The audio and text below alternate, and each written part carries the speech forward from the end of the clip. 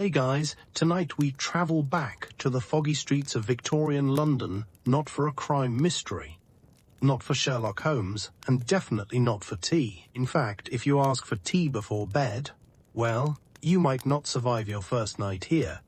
Don't worry, you'll see why. So, before you get comfortable, take a moment to like the video and subscribe, but only if you genuinely enjoy what I do here. And hey, drop a comment below and tell me where you're watching from and what time it is for you right now. I'd love to know who's falling asleep with this story tonight. Now, dim the lights, maybe turn on a fan for that soft background hum, and let's ease into tonight's journey together. You're standing at the edge of a cobblestone street in 1860s London, and the air smells like coal, horses, and just a dash of ambition. Gas lamps flicker in the thick evening fog, and somewhere in the distance, a carriage wheel cracks over a pothole, wrapped in a wool coat that itches like betrayal, and your boots are already damp from puddles that look suspiciously alive. Now, here's something you notice quickly. Tea is everywhere during the day. Breakfast tea, afternoon tea, or bored and vaguely colonial tea. But once the sun dips below the horizon, everything changes. Suddenly, the teapots are gone, vanished, replaced by something else. Something warm, milky, sometimes even a little spicy. Let's be real, you were probably expecting that the British drank tea 24/7. But surprise, many Victorians actually avoided tea at night, especially the women and children. Why? Because their tea was loaded with caffeine, strong, black, and not the kind that lets you drift into sweet dreams of empire and embroidered pillows. Doctors even warned that drinking tea after dinner might lead to excitability of the nerves, or, more ominously, sleepless moral wandering. Listen, if you think decaf was an option, think again. The Victorians didn't decaffeinate things, they fortified them. Their logic was basically, can this beverage stimulate your spirit and make your skin tingle? Excellent. More of that. Oh, what did they drink before bed then? Here's where things get cozy. You're invited into a middle-class home. Maybe your host is a merchant, maybe a teacher, maybe a doctor who insists you call him Mr., even though he's never attended a university. Dinner ends, candles are lit, the clock ticks like it's auditioning for a horror novel, and your host gestures for you to follow him into the parlor. He doesn't hand you tea, he hands you a steaming cup of something else. Posset. Posset is like the weird, slightly eccentric cousin of eggnog. It's made from milk or cream, heated gently with ale or wine, curdled with citrus or vinegar, and then sweetened with honey or sugar. Sometimes they added nutmeg or cinnamon, because what's a colonial empire good for if not spice imports? It was thick, warm, comforting, and unlike tea, it wouldn't keep you up counting the ceiling cracks until 3 a.m. A recipe for posset varied wildly, and frankly, some versions sound like a dare. But in a world without Netflix or melatonin gummies, this was as close as you got to a bedtime ritual. Some households even served it in elaborate silver posset pots, with curly straws and matching spoons. You're sipping it now, hesitantly at first, then greedily. It's rich. It's odd. It makes your eyelids feel heavier. Now, here's a fun side note. Shakespeare mentions posset in his plays. Lady Macbeth uses a poisoned version to knock out the guards. So, yeah, it's historically comforting, but maybe don't accept one from an ambitious noble woman in a castle. Anyway, back in the parlor, as you drain your posset, your host starts mumbling something about humours and how warm milk balances the cold melancholy of the spleen. Do you nod politely? Of course. Do you understand anything he's saying? Not a chance. That's Victorian wellness for you, equal parts superstition, pseudoscience, and what if we boiled wine in milk? Ow. Historians still argue about how common posset really was. Some claim it faded by mid-century, replaced by hot chocolate or even plain milk. Others insist it lingered quietly in rural kitchens and old recipe books well into the 20th century. The truth, probably somewhere in between. But tonight you're drinking the real thing. Outside, the fog curls around the windows like a nosy neighbor. Inside, you lean back in a creaky armchair, the posset warming your stomach, and you start to understand. This isn't about nutrition or medicine. It's about the ritual, the moment, the slow letting go of the day. Wake up the next morning in a lumpy guest bed, your mouth still tasting faintly of curdled milk and nutmeg. The house is quiet except for the tick-tock of an ancient clock somewhere down the hall. You're ready to ask your host for a proper cup of tea, but he just chuckles and says, "Save it for the afternoon, dear. Tea in the morning is for the nerves. Tea at night is for the fools." You follow him downstairs, shoes clunking on every stair like you're announcing yourself to the spirits of the house. The kitchen smells like toast, coal smoke, and something suspiciously herbal. Before you can ask questions, your host hands you a newspaper yellowed, crackling and says, "Read this while I get your breakfast drink." 8 breakfast drink? Turns out, in Victorian England, beverages had very strict time slots. And while tea had conquered the daytime hours like a caffeinated empire, the evening belonged to a quieter, weirder collection of drinks. That brings us to the real twist in this story. The Victorian bedtime drink wasn't just about sleep, it was about class. You see, posset might have been popular among the middle class or the old-fashioned countryside folks, but the upper crust, ones who read Latin for fun, and had portraits of their ancestors looking very judgy on the wall. They avoided tea at night like it was an unpaid tax. Instead, you'd often find gruel as the go-to sleep beverage of the elite. But don't roll your eyes just yet. Victorian gruel wasn't always Dickensian sad porridge. Could be quite luxurious, especially when made with ground almonds, cream and rosewater.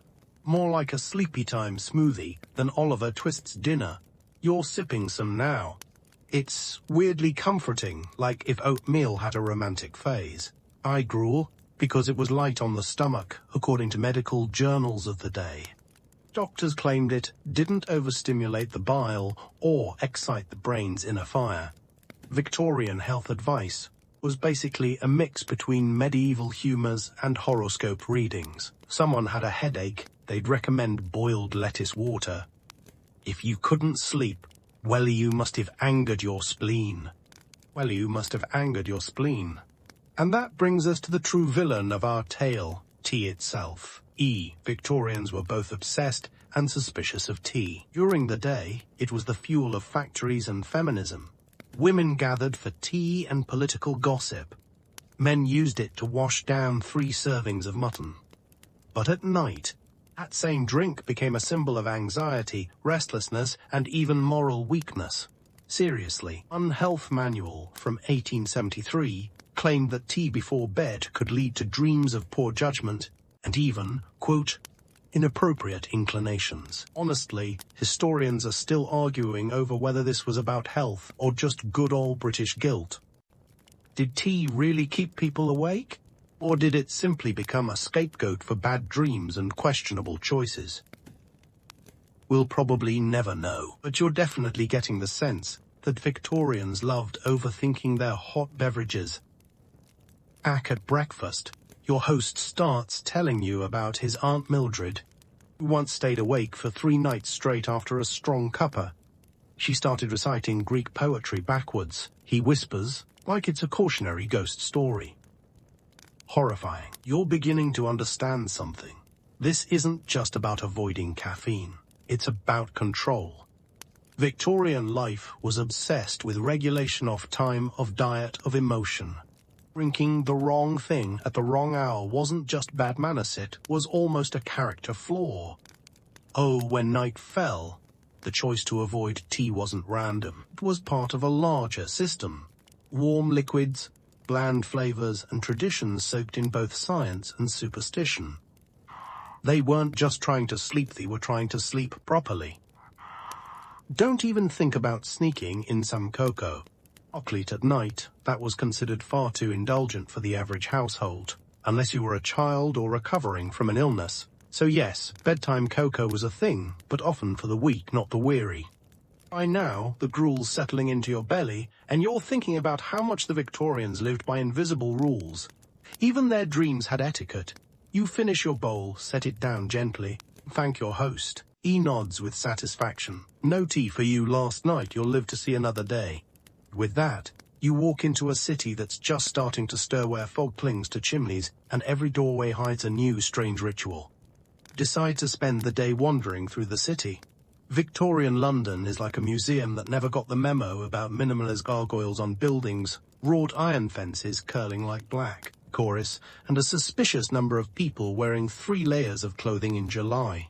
Somewhere between dodging a manure cart and almost getting trampled by a herd of school children in sailor suits, you duck into a quiet corner cafe, peace, for about 10 seconds. The moment you sit down, a man at the next table slams his teacup onto the saucer and starts ranting. It's the damn Darjeeling, he says, too strong. I was up all night drawing owls on my ledger.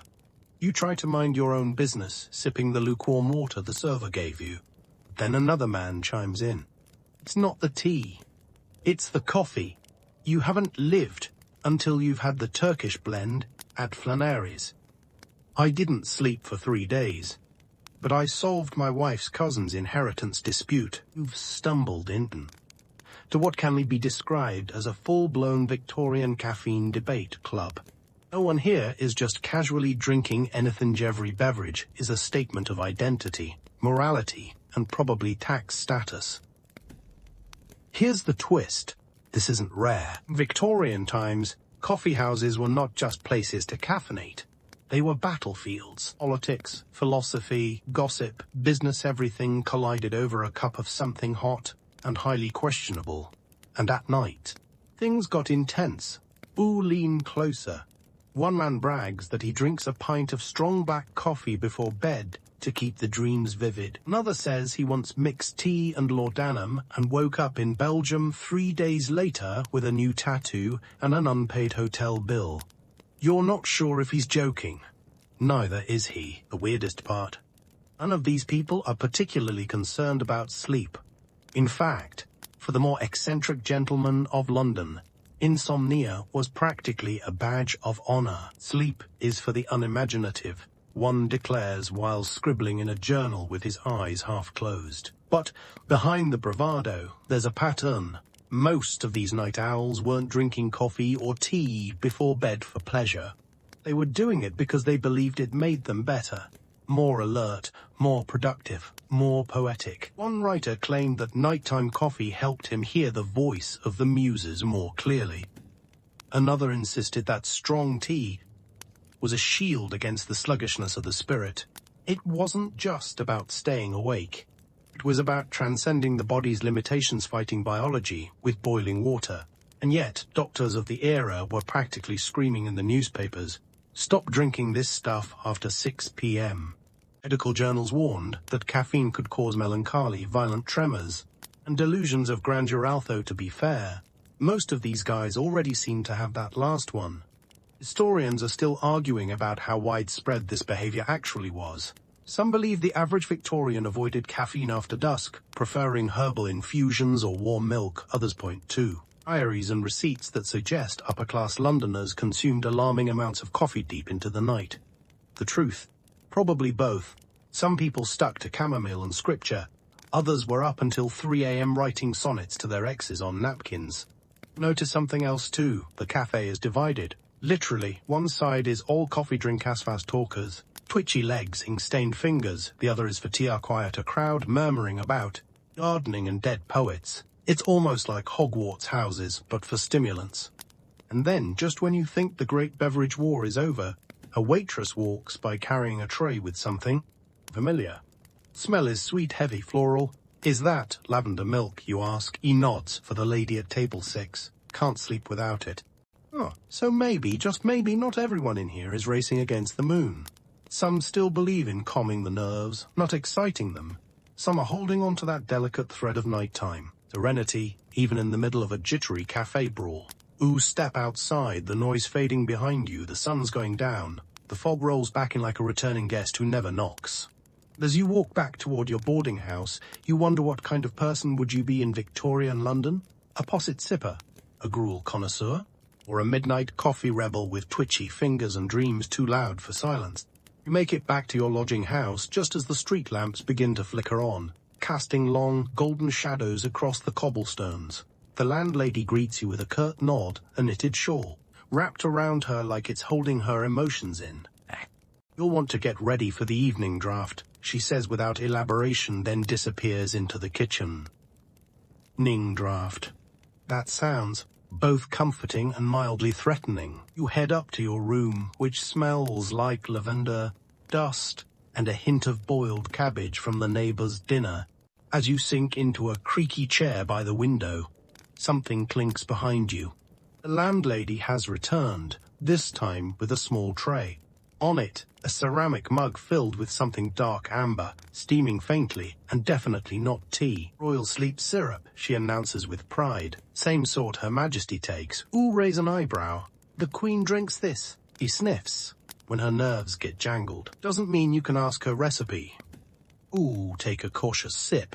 It's sweet, earthy with an odd licorice-like aftertaste. Beneath the warmth, there's a familiar bitana, something medicinal lurking in the background like a polite ghost. You pretend to enjoy it. Now, dear listener, we've arrived at one of Victorian England's most peculiar traditions. The royal sleep draught. No, it wasn't officially approved by the Crown, but in households across England, there was a circulating belief that the Queen herself indulged in a special bedtime beverage brewed from herbs, spices, and sometimes alcohol. The recipe changed from house to house. Some swore it required valerian root, others insisted on hops, chamomile, or lemon balm. But the royal touch, usually sherry, or brandy, or Madeira wine, or anything that would politely tip your consciousness over the edge. It wasn't just a fun name. The idea that Her Majesty needed help sleeping gave everyone else permission to admit it too. After all, if the ruler of an empire couldn't turn off her brain at night, why should you? Ooh, sip again? It's stronger no as that nutmeg or a whisper of rum. Either way, it's working. Your limbs feel heavier. Your thoughts start trailing off into lazy loops. This isn't just a beverage. It's a bedtime spell. Fact, Queen Victoria was known for her occasional insomnia, especially later in life. Court physicians prescribed all sorts of remedies, from milk toddies to opium tinctures. Yep, you heard that right. While there's no definitive proof she had a favorite nightcap, records suggest she leaned toward warm drinks infused with brandy or port, sometimes spiced. Of course, historians still debate this. Some argue she avoided alcohol altogether in her personal chambers. Others point to letters describing fortified cordial draughts before bed. It's a delightful academic brawl over whether the monarch slept like a baby or stared at the ceiling while plotting another colonial trade agreement. You're still sipping, and the mug is nearly empty. Your landlady stands nearby, arms folded, clearly waiting for a verdict. Relaxing, you say. Nods. Better than that jitter juice people drink all day. The Queen's way is the proper way. And there it is, that Victorian obsession with propriety. Even in matters of sleep, there's a right way and a wrong way. Tea before bed? Scandalous. But a sleep syrup with fortified wine and herbs. Regal. The landlady leaves, you sit back and let the drink settle. Through the open window, the city hums quietly. Somewhere down the block, a neighbor coughs twice, then slams a window shut. Horse clops slowly past. Probably annoyed it didn't get any sleep syrup.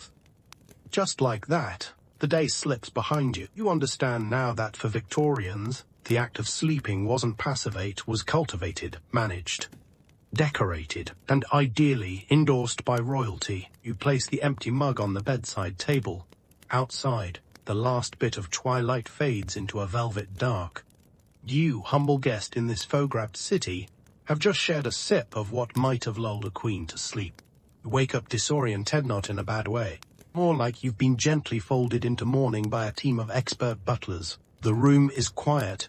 The sky outside is a pale London grey, and for once you feel rested. You swing your legs out of bed and step onto a floorboard that groans like an old man with opinions. Downstairs, the landlady is already brewing something, but this time, it's not for you. Today, you're going to a pharmacy. Not because you're sick, but because in Victorian London, pharmacies weren't just for medicine, they were for everything. Hair tonics, love potions, sleep cures, eyebrow ink, and of course, the bedtime beverages of the quietly desperate. A bell over the pharmacy door jingles as you enter. Shelves line the walls like miniature libraries, filled with amber bottles, mysterious powders, and labels that say things like elixir for female nerves and soothing cordial guaranteed to mellow one's mind. The pharmacist behind the counter looks exactly how you'd expect. White mustache, spectacles, and the air of a man who knows 27 uses for crushed beetles. Looking for something to help you sleep? He asks, as if it's the most common question in London, which, honestly, it probably is. All nod, and he launches into a speech that's clearly rehearsed. You could try our gentle night elixir. Milk base, rose essence, hint of valerianthemous for calming nervous hysterics and minor episodes of unprovoked weeping. All raise an eyebrow. Or, he continues, lowering his voice, we have our special reserve tincture. Not for children. Contains laudanum, but only a friendly amount. Laudanum, Victorian answer to literally everything. Can't sleep. Laudanum. Got a headache. Laudanum. Lost your fortune in a bad business deal. Laudanum. It's basically opium dissolved in alcohol, sold over the counter, and endorsed by people with impressive sideburns. You ask if people really drank this before bed. All the time, the pharmacist says, casually polishing a bottle. Some swore by it, said it gave them dreams as vivid as life. Others, of course, just passed out and woke up 3 days later under a hedge in Dover. And here's the thing, Victorian sleep aids were often stronger than sleep itself. Many bedtime beverages weren't drinks in the traditional sense of the, were liquid cocktails of sedatives, herbs, and enough alcohol to stun a small orchestra. People weren't just trying to sleep. They were trying to disappear for 8 hours. It's created a strange cultural paradox. On one hand, society was obsessed with morality, restraint, and keeping up appearances. On the other, half the population was quietly sipping opiate-laced concoctions and dreaming of flying turnips. Edible books from the time read like cocktail manuals. Take 1 part poppy syrup, 2 parts warm milk, and 3 drops of belladonna if necessary. Yet, these recipes were passed around like family heirloom soften with names like Grandmother's Comfort Cup or Aunt Edith's Midnight Smile. Historians still debate how aware the average person was of what they were drinking. Some argue most people had no idea their sleep cordial was addictive. Others believe they knew exactly what they were doing and just didn't care. After all, what's a little chemical dependency when you're also trying to dodge typhoid and coal soot? You settle on something mild. The gentle one, the pharmacist calls it, handing you a paper-wrapped bottle tied with string. Drink warm. Whisper your worries into it first if you like. Doesn't help the medicine but makes you feel heard. Honestly, that's kind of beautiful. As you walk back through the city with your little sleep potion, you realize how common this all was. Victorian bedtime wasn't a peaceful slide into slumber. It was often a ritualized surrender to chemistry, superstition, and a very deep desire to escape one's thoughts. And yet, it wasn't bleak. It was sincere. People were trying. With every posset, draft cordial and tincture, they were reaching for rest in a world that never really stopped moving Jevon in its silence. Ooh, return to your room. Set the bottle on the bedside table. Take a breath. It's only mid-afternoon, but already the sky looks ready for dreams. Evening creeps in again, slow and silky, like a cat you didn't hear coming until it's on your lap. The city dims under gaslight, and chimneys puff their last breaths of the day. Or back in your room, bottle from the pharmacy sitting on your bedside table like a sleepy little time bomb. Tonight, you decide to wait before drinking it. Instead, you head downstairs. The landlady is in the sitting room, knitting something that might be a scarf or possibly a small woolen bridge. Trouble sleeping already? She asks without looking up. Not yet, you say. Just curious what other people drink at night. He gives a chuckle warm and wheezy. You should ask old Mr. Pritchard. Lives upstairs. spent his whole life cataloguing bedtime drinks, claims he once sipped a potion that made him dream in Latin. Or intrigued. You knock on his door. Soon you're seated across from a man who looks like a walking encyclopedia with a bow tie. His room smells like paper, pipe smoke, and possibly dill. He offers you a muggle ready steaming. I call it brain broth, he says, clearly proud. Looks like soup. Acts like silence. Ooh, take a sip. It does look like soup, and it tastes complicated. Earthy peppery with a lingering whisper of something floral. There are bits floating in his herbs, probably. Hopefully herbs. You do your best not to chew. This is your first encounter with what some Victorians genuinely believed was a magical marvel. The sleeping tonic disguised as soup. See, during this time, food and medicine were not very different. The idea that a warm, herb-infused broth could soothe both the stomach and the soul wasn't strange yet, was downright respectable. You weren't just treating sleeplessness, you were nourishing the mind. Recipes varied wildly. Some broths included leticized lettuce, which Victorians believed had soporific qualities. Others relied on poppy seeds, barley, or fennel. Few involved onions boiled for hours, until the house smelled like an alchemist's stew. Some even added sugar or molasses, because apparently the answer to all problems in 1883 was, have you tried making it sweeter? Ooh, asked Mr. Pritchard, if he believes it really works. Only if you believe your thoughts deserve to be quieted, he replies. The broth helps. But the belief, that's what does the trick.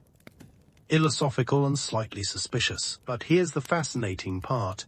Many of these recipes weren't written down by doctors but by grandmothers. Folk remedies ruled the bedtime world. Old wives' tales, family traditions, regional quirks was the real pharmacopoeia. And even today, historians still haven't traced the origins of many of these drinks. Some suspect they go back to medieval times. Others think they were improvised, passed mouth to mouth, like lullabies you could sip. As always, there's controversy. Scholars still debate whether these drinks were effective or just elaborate placebo rituals. People truly lulled into sleep by the chemistry of boiled marjoram and sweet milk, or simply by the comfort of routine, of warm hands around a warm mug in a world that often felt cold and chaotic. Halfway through your brain broth and beginning to feel a little fuzzy at the edges. Mr. Pritchard is telling you about the time he accidentally mixed 2 tonics and dreamed he was married to the moon. He still sends her letters, apparently. You thank him for the drink, and he hands you a scrap of paper with the recipe written in looping cursive. In case the pharmacy ever runs out of magic, he says. Back in your room, you sit on the edge of your bed, the bottle from earlier untouched. The broth sits gently in your belly, like a sleepy cat curled on a cushion, and suddenly, you don't feel the need for anything stronger. You realize something the Victorians understood better than we give them credit for. Sleep isn't just about chemicals or fatigue. It's about permission. Permission to let go. To trust that the world will still be turning while your eyes are closed. Outside, the street is quiet. Inside, the shadows stretch long and soft across your pillow.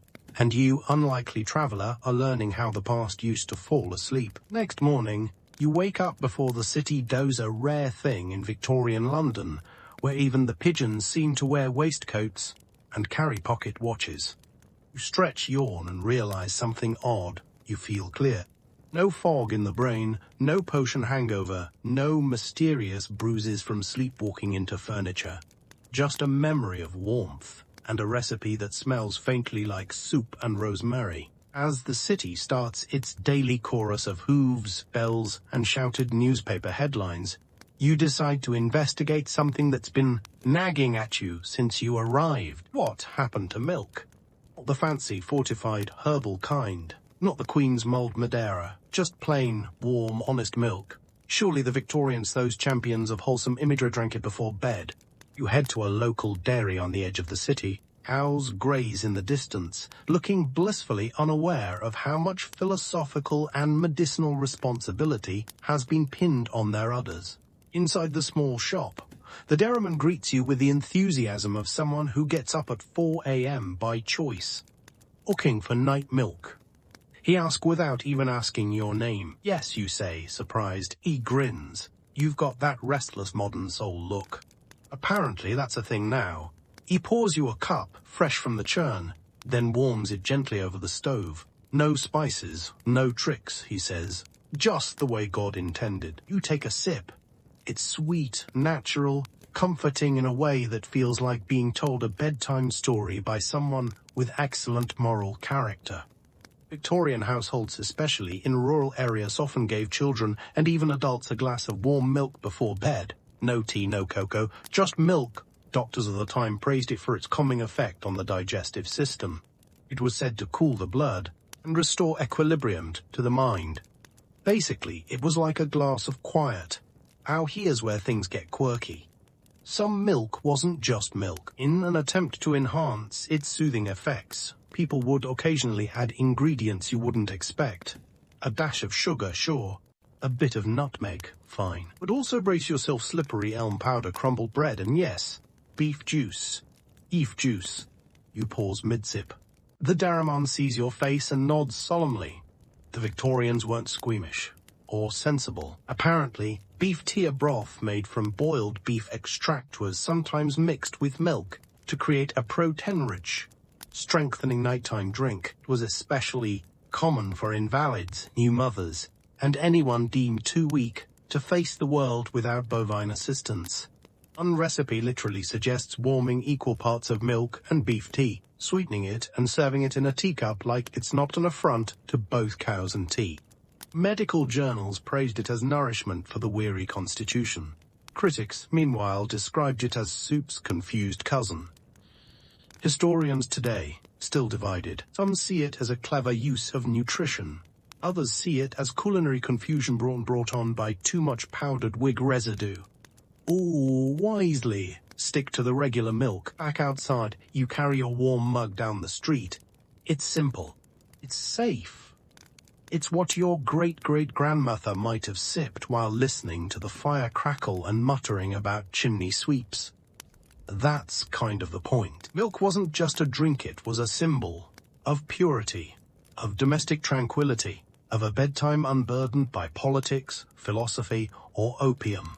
In a world that was industrializing at full speed, trains, factories, telegrams, Darwin warm milk was a way to stop time for 5 minutes. A pause button in ceramic. As you finish your cup, the fog lifts both inside and out. You feel grounded, like you've finally found the eye of the storm. The Victorians may have argued, experimented, and spiked everything with questionable ingredients. But at the end of the day, sometimes all they really needed to fall asleep was what we still turn to now. Warm drink, a quiet room, permission to rest. Tonight, you're not chasing drinks, you're chasing smells. That's right, welcome to the great Victorian bedroom scent wars, where falling asleep wasn't just about what you drank, but what your bedroom smelled like. Yes, really. You may have thought aromatherapy was a modern invention, the kind of thing sold at overpriced airport shops, next to neck pillows and tiny essential oil rollers. But nope. The Victorians were already 2 lavender sachets ahead of you. It all starts with a creaky floorboard and a nose full of something oddly pleasant. You're standing in the hallway, ready to return to your room, when a faint but unmistakable scent wafts from the room across the hall. Burned herbs and something vaguely floral. Naturally, you investigate. Side, an elderly woman is waving a small bundle of dried plants over a candle flame, letting it smoke gently in a shallow dish. She sees you and smiles like this is the most normal thing in the world. Fnoning fumigation, she says, helps keep the spirits calm. You slowly back away from the phrase evening fumigation, but she insists you stay. And so, you sit and learn. Victorian households, particularly among the more spiritually open-minded, used bedroom aromatics as part of their nightly rituals. Sometimes to promote sleep, sometimes to ward off illness, sometimes, well, to keep out ghosts. Tonight's blend: lavender, chamomile, dried rosemary, and a pinch of frankincense. The smell is soft but insistent, like a polite librarian who will definitely make you lower your voice. But it wasn't just herbs. Victorians also used scented pillows stuffed with hops or crushed rose petals, inins washed in floral water, particularly orange blossom or nerali. Potpourri bowls hidden under the bed like secret flower grenades for the especially committed. Perfumed sleep masks, because why let your eyes miss out? Here's where it gets fascinating. Doctors of the time genuinely endorsed many of these practices. Publications recommended drowsy odors like marjoram and valerian to ease tension, particularly for women suffering from nervous excitability, which was basically the Victorian catch-all for having thoughts after 6 p.m. However, there was also pushback. More conservative voices in society worried that these scents, especially if they were too strong or exotic, might overstimulate the imagination. One article even warned that rose water in the bedroom could lead to romantic delusions. However, there was also pushback. More conservative voices in society worried that these scents, especially if they were too strong or exotic, might overstimulate the imagination. One article even warned that rose water in the bedroom could lead to romantic delusions. Yes, you heard that right.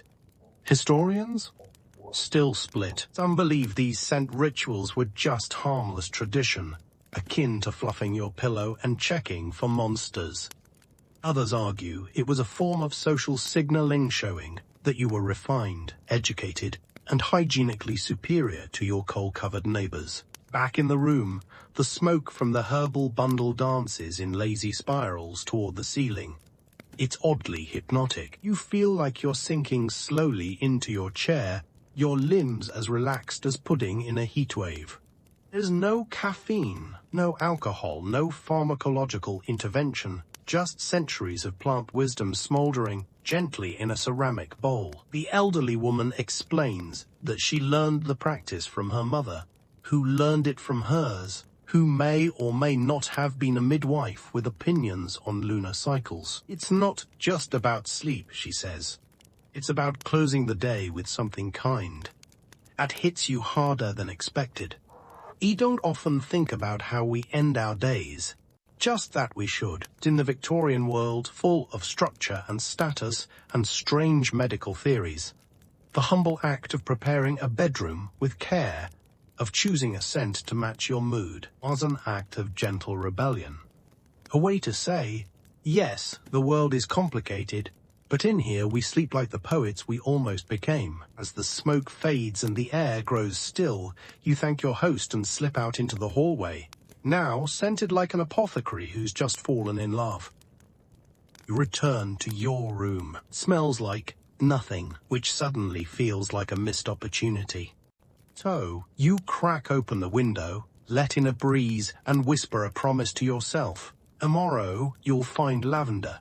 A night, you'll just breathe. It's raining tonight. Not a dramatic downpour, just the kind of steady drizzle that makes gas lamps look like they're crying softly. Or curled up by the window, blanket over your shoulders, watching umbrellas parade down the street like upside-down jellyfish. And as the night settles in, you realize something's missing. You've explored bedtime drinks, leak tinctures, even olfactory rituals, but what about sound? Did the Victorians go to bed in complete silence, lulled only by the creak of wooden beams and the occasional passing horse? Absolutely not. Tonight, you're off to visit a man named Theodore. He's an amateur musician, though judging by the number of instruments hanging from his walls, he may also be an amateur hoarder. He welcomes you in with the enthusiasm of someone who's just tuned a dulcimer and needs someone to notice. I'm preparing my evening piece, he says, gesturing to a small harmonium by the fireplace. She sleeps better when I play it. You ask? I can't. Of course. Theodore explains that Victorian households often used soft music as part of their bedtime routine. This wasn't the dramatic violin stuff. You're picturing no thunderous symphonies or weeping cellos. Think lullabies, parlor ballads, or simple tunes played on harps, flutes, or music boxes. Sometimes a live performance, sometimes a mechanical marvel. He begins to play. The notes are gentle, slow, like a melody that got lost on its way to becoming a waltz. The room fills with warmth not just from the fire, but from the sheer intention of it. Every note says, "Shh, you're safe." Victorians believed music could affect the nervous system. Doctors claimed certain harmonies could lower the heart rate, ease muscle tension, even promote more moral dreams. One particularly enthusiastic writer in 1862 argued that a piano in the bedroom could be as useful as a physician, and far more polite. But it wasn't just instruments. Enter the sleep poetry trend. Yep. Families would gather before bed to recite short verses, often religious, sometimes romantic, occasionally a bit weird. Let angels watch me through the night, and guard my dreams till morning light.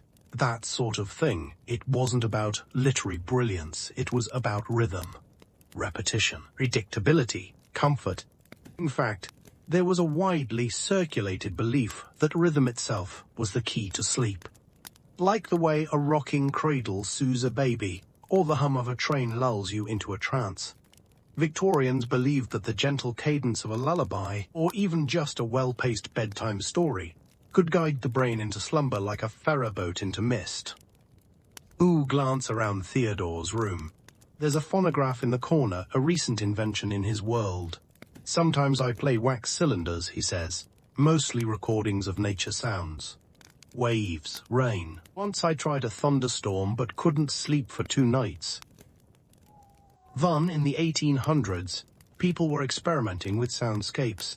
Not everyone had access to live musicians, of course, but those who could afford it sought out bells, chimes, wind harp strange contraptions that made ghostly music when the wind passed through them. Ooh, sit quietly as Theodore finishes his song. The cat, curled like a cinnamon bun, hasn't moved. You realize you haven't either. You've just slowed down. Your breathing matches the pace of the harmonium's fading notes. "That'll do," he says, stretching. "Now we sleep." You thank him and step back out into the rain. It kisses your coat like a lullaby in Morse code. Back in your room, you try something new. You hum a little tune you half remember from childhood.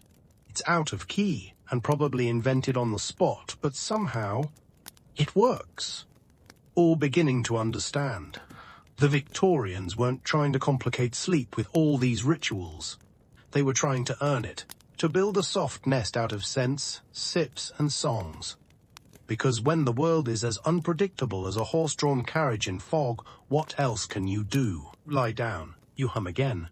The silence that follows feels like applause. Tonight, your room feels colder than usual, not freezing, just crisp like the air itself is wearing starched linen. You pull the blanket tighter around your shoulders, and as you stare up at the plaster ceiling, a thought drifts in. What were Victorian beds actually like? You glance down at your own mattress, which, let's be honest, has all the give of a fruitcake and the charm of a museum bench. It squeaks when you breathe and creaks when you think about moving. No wonder the Victorians had an entire symphony of drinks and rituals to fall asleep. Just lying down felt like a commitment. But here's the twist. It wasn't just the mattress. The whole concept of the bed in Victorian England was its own nightly production. You decide to do a little sneaky investigating downstairs. In the main parlour, your landlady is chatting with a neighbour about goose feathers and back pain. You linger nearby, pretending to admire a dusty oil painting of a man who looks like he invented toast. She's too stubborn, the neighbour is saying. Still uses a horsehair bolster and wonders why she wakes up like a corkscrew. Horsehair bolster. Hey, you're listening now. Victorian beds, turns out, were far more complicated than just mattresses and pillows. Depending on your class and income, your nightly nest might include the straw-stuffed ticking layer, horsehair mattress, prized for its firmness and breathability, but about as cuddly as an old broom. A feather bed laid on top of everything else, like a luxurious final layer of fluff designed to make you forget you were sleeping on straw and horse. Multiple bolster-slung cylindrical pillows that supported your back, neck, or possibly your sense of Victorian superiority. And finally, an excessive number of blankets, quilts and counterpanes, because central heating was a myth and cozy was synonymous with 3 layers of wool plus a hot potato under the sheets. You start to realize something kind of amazing. Sleeping was a performance. The bed wasn't just functional. It was symbolic, especially for women. A well-made bed represented moral order. It reflected cleanliness, discipline, and social class. Housewives were judged by their linen folding skills. And if you think hospital corners sound modern, try folding sheets in a way that reflects your dowry value. There was even academic debate on how many pillows were appropriate. Too many, you were vain and ideal. Too few, you lacked refinement. Honestly, Victorian society could turn anything into a personality test. Historians are still untangling the layers of meaning behind Victorian sleep spaces. Some argue that the heavily structured beds were about bodily control, literally shaping the way people lay still. Others believe it was all about modesty. Beds were places of vulnerability, and so their structure served to reinforce the idea of respectability, even while unconscious. That's not even getting into bed curtains. You know, the dramatic kind that turn your bed into a 4-poster stage for your nightly descent into dreams. Curtains weren't just decorative, they were practical. They trapped warmth, blocked light, and, more importantly, guarded your privacy. Because bedrooms were often shared by siblings, servants, or in some cases, complete strangers, those heavy drapes weren't just for show. They were your nightly do not disturb sign. Return to your room, suddenly hyper-aware of how naked your mattress looks without a decorative pillow or a crocheted lace throw. Your single, slightly flat pillow stares up at you, looking a bit embarrassed. You improvise. Roll your coat into a makeshift bolster. Drape your scarf like it's a tasteful runner. You stack your books at the foot of the bed for dramatic effect. Is it ridiculous? Absolutely. But you feel like a Victorian no-staging your sleep, like a scene in a Jane Austen meets IKEA crossover episode. When you finally lie back, something shifts. The room feels intentional. You didn't just collapse into bed, you arrived at it. Maybe that's what the Victorians were doing all along. Not trying to complicate sleep, but to elevate it. To turn it into a sacred act, a ritual of order and calm in a world that often felt neither. Close your eyes. Outside, the wind picks up, rattling the window like a gentle reminder that the world is still turning. But in here, you're wrapped in pillows, rituals, and just a touch of drama. Exactly as Queen Victoria probably intended. Tonight, the fog is extra thick, so thick you could butter toast with it. The gas lamps barely make a dent in the gloom, and every footstep outside sounds like it's being muffled by a very polite ghost. You're inside, safe and dry, but for some reason, your thoughts are louder than usual. That little voice in your head, it's doing cartwheels. So, you do what any proper Victorian would do when sleep won't come. You grab your journal. Yep, tonight's story is about bedtime journaling, or as the Victorians liked to call it, keeping one's nightly reflections in orderly form. You open a drawer and find a notebook left behind by a previous tenant. Cover is soft leather, cracked at the edges. Inside, the entries are neatly written in engulfed diary, half to-do list, half moral self-assessment. On entry reads, February 3rd took tea at Mrs. Langford's, spoke more than I ought, laughed too freely, repented afterward, slept poorly another, Arch 7th watched the fire for 2 hours, thought about God, dreamed of fish in waistcoats. You're instantly hooked. Journaling wasn't just a hobby in the Victorian era. It was practically a moral requirement. People believed that reflecting on the day's events could purify the mind before sleep. Think of it like brushing your teeth but for the soul. And these weren't always just personal diaries. Some were virtue journals, where individuals scored themselves on traits like patience, humility, industriousness, and these one's real cheerful endurance. If you gave yourself a low score? Well, better luck tomorrow. There were even published guides, like the Ladies' Evening Companion and Gentleman's Moral Ledger, that offered templates for what you should be writing about each night. Prompts included: have I indulged in idle thoughts today? Did I honor my duties, however small? Did I forget to bless the chimney sweep? K? Maybe not that last one, but you get the idea. Or some, this practice was spiritual. For others, it was emotional housekeeping. And for many, it was a quiet rebellion on place where you could be honest, vulnerable, even funny in a world where appearances were everything. Grab your pen and try it out. Self, didn't drink laudanum today. I didn't talk to a man in a cravat about sleep science. I just watched the fog. And honestly, it was nice. Pause. Page is quiet, forgiving. You continue. I've learned that sleep isn't something you fall into, it's something you prepare for, like company. And sometimes the best preparation is telling the truth. Close the journal, feeling oddly lighter. Like you've taken all the noisy bits in your brain and politely shown them the door. Historians still argue about the role of journaling in sleep hygiene. Some claim it was more performative than helpful. Just another way to police oneself. Others say it was deeply therapeutic, especially for women, whose daily voices were often silenced. Was there space to be loud in ink? And maybe that's the point. Journaling didn't have to fix anything. It just made space to process, to forgive, to hope. Space for you. You slide the notebook under your pillow not for security, but for symbolism. And as you lie back, your thoughts, once spinning like a top, are now soft little marbles rolling to a stop. Fog still presses at the windows. But inside, your mind is in order. All gave it a bedtime, now it's your turn. All wake up to the smell of coal smoke and a faint trace of peppermint. The peppermint's new. You sit up, stretch, and immediately spot it. Little blue tin on your bedside table. A note in curly handwriting says, "For the nerves, 1 lozenge before sleep. 2 if you're feeling theatrical. Tonight, my friend, we're entering the sticky sweet world of Victorian bedtime candies and calming confections." Yes, you heard that right. Sometimes sleep came in the form of a syrupy drop melting on your tongue. Unwrap one of the lozenges. It's chalky minty and has a strange floral note that you can't quite place. Violet? Anise? Possibly furniture polish? Either way, it's oddly soothing. The Victorians, ever obsessed with dignity and digestion, loved a good bedtime treat. But not for fun, heaven forbid. These were functional sweets. Often laced with herbs, syrups, or mild sedatives, they were meant to gently nudge you towards slumber. Think of them as the original edible melatonin, with fancier tins. One popular example, treacle and poppy seed toffee.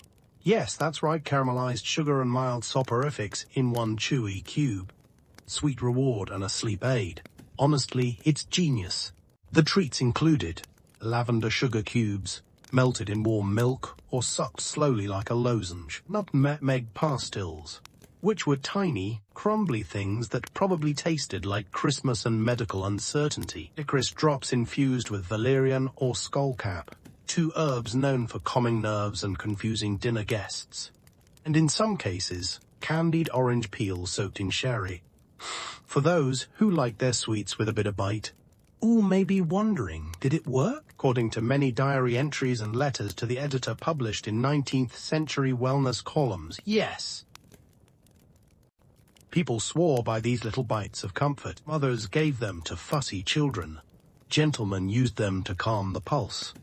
And one particularly dramatic writer claimed his candied violet lozenges gave him dreams of Italian cathedrals. Not everyone was thrilled about it. The more puritanical corners of society worried that bedtime confections were an indulgence. A slippery slope. First a sugar cube, next thing you know, you're demanding opera before bed and sleeping in until 7. The scholars still split. Some call it a charming footnote in the long history of human bedtime rituals. Others point to the not-so-charming fact that many of these treats were basically delivery systems for opiates in disguise. Back in your room, you're feeling the gentle afterglow of the peppermint lozenge. It hasn't knocked you out, but it has smoothed the edges of your day. There's something wonderfully ritualistic about it. Unwrapping the sweet, letting it dissolve slowly, feeling your brain start to melt politely into the pillow. It's the edible version of a lullaby. And that's the thing, you're realizing sleep isn't always about a big dramatic drop into darkness. Sometimes it's about these small, consistent acts of kindness. A soft pillow, a whiff of lavender, a lozenge that tastes like you're being hugged by a herb garden. The tin still in reach. You won't need another, but it's nice to know it's there. Just in case your thoughts get noisy again. Just in case you need a gentle reminder that the day is done, and just as your eyes start to close, one last thought slips through like a whisper. Victorians didn't just treat sleep like a necessity. They treated it like an art. It's so late, in fact, that even the fog seems tired. The lamps outside are glowing softly like they've just finished reading a long novel. You're still awake, of course, because tonight's topic is one the Victorians took very seriously. Leap posture, posture. Not how you walk, not how you sit at dinner, but how you sleep. Because in the 19th century, how you positioned your body at night said a lot about who you were and, apparently, how well your soul was doing. Lie in bed, now hyper-aware of your limbs. Are you curled, sprawled, face down like a letter the postman forgot to deliver? Suddenly feel like a science experiment.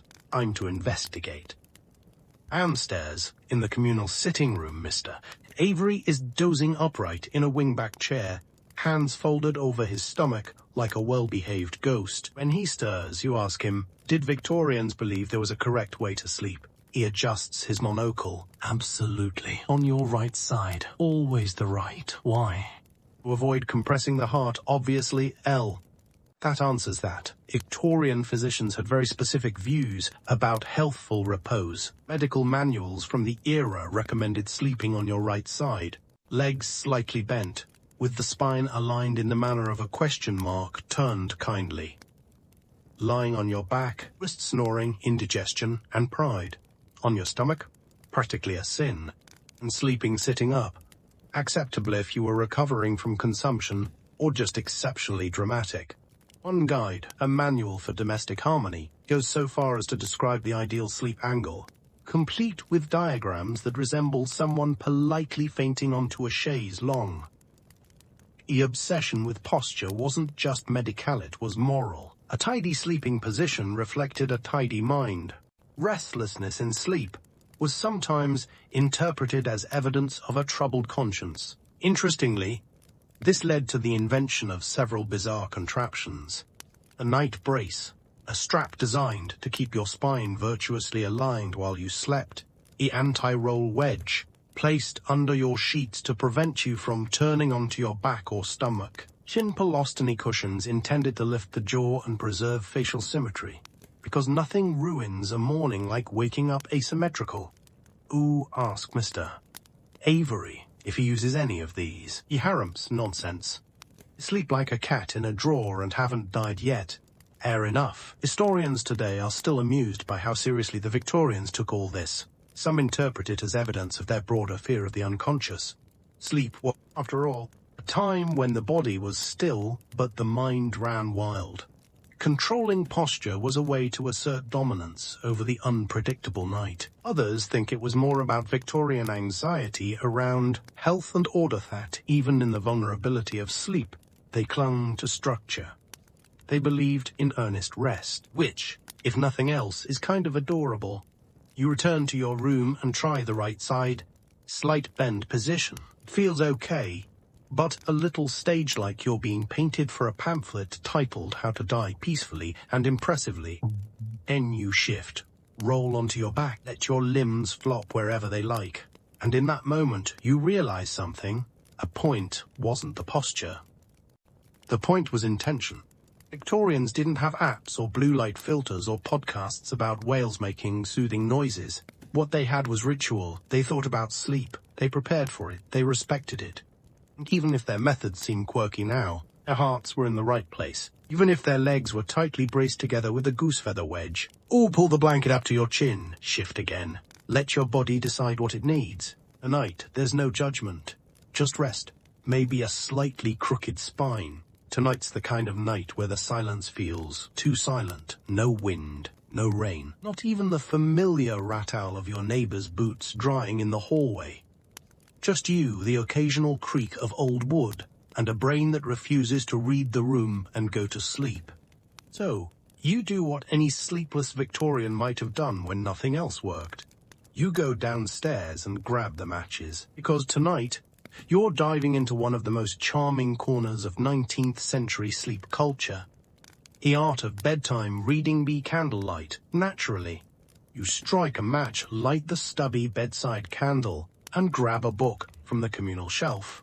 Reflections for the Restless Soul, or 99 Meditations Before Slumber. The cover is embossed in gold and smells faintly like anxiety. The flame flickers, so does your mind. You settle under the covers and begin to read aloud. Bedtime reading wasn't just entertainment in the Victorian era.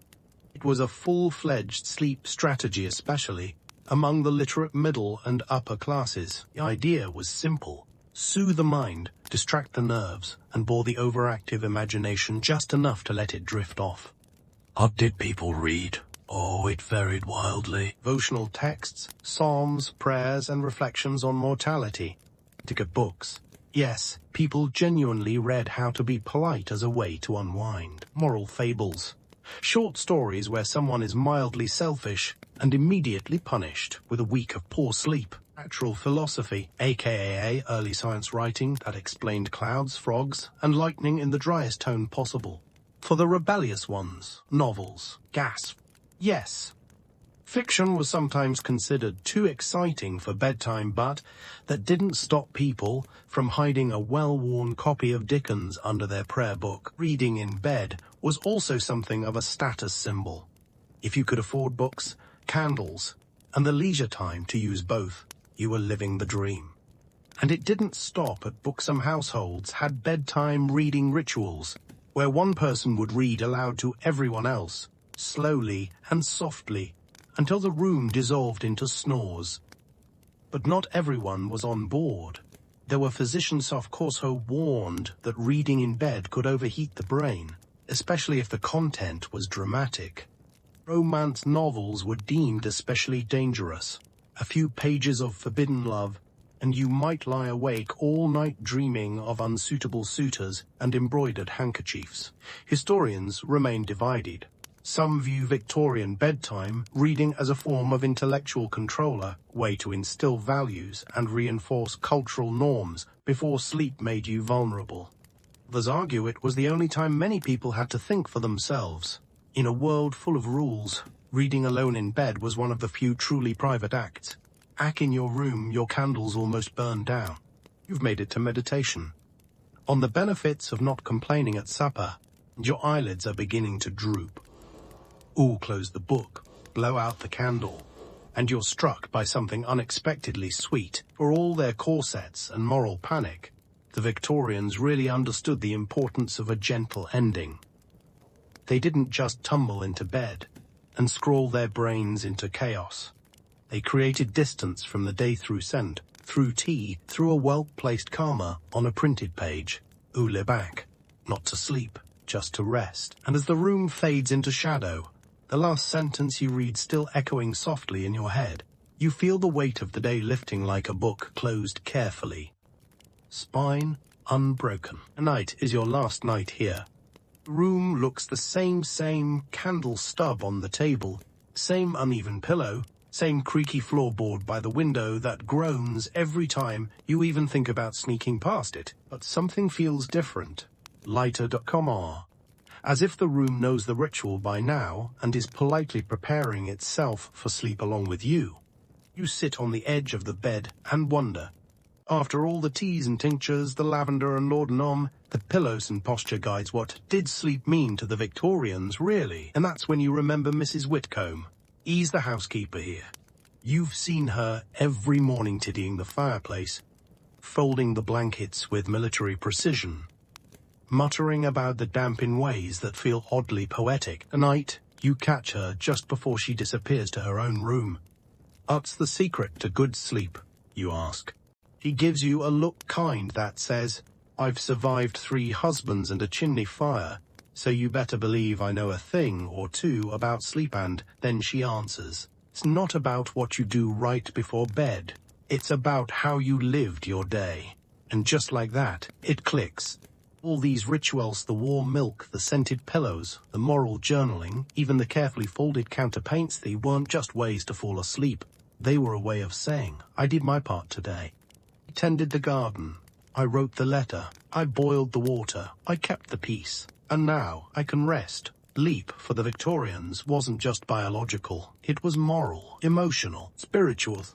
It was the closing chapter of each day's little novel. Final curtain call after a carefully staged performance of being a good citizen, a good mother, a thoughtful student of life. That's why they treated it with such care. Not because they were insomniacs in disguise, but because they believe it fervently that how you ended the day shaped the life you'd wake into tomorrow. You light the candle one more time, not for reading, just to watch it glow. You inhale the faint scent of rose water left on the linen. You fluff the pillow, straighten the corner of the blanket. Every gesture says, this day is complete. Oh, lie down. Oh, sleep tonic. No music, just breathe and quieten the memory of all the things you've learned. At lavender was more than a plant. At people once feared snoring as a moral failing. That a bedtime story could mean the difference between rest and restless. And that even in an era of corsets and coal fires, people still just wanted the same thing you do now. A feel safe, a feel seen, a feel like they matter Devon in dreams. Or not in Victorian London anymore. You're wherever you are right now, maybe curled on your side, maybe half awake, maybe listening to the hum of a fan or the rain against your window. Your breathing is slower. Your thoughts are quieter. You've traveled through time and tea leaves, through muslin curtains and flickering candlelight, through laudanum tinctures and bedtime psalms. And now there's nothing left to do. Let the blankets settle. Let the room dim just a little, and let yourself drift gently, kindly into the kind of sleep the Victorians believed was earned, but you already deserve just for being here. E listened you, V learned you, V rested, and now you dream.